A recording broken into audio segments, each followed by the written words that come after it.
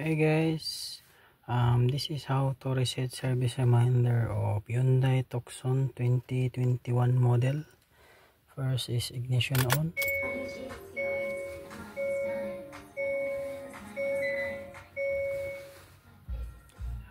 See, there's a service required. First is press this one, the button to settings.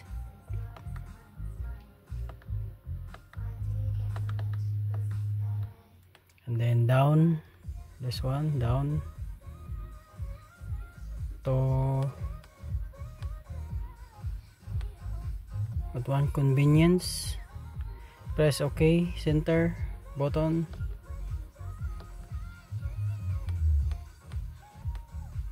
See, there's a service interval, and then press OK.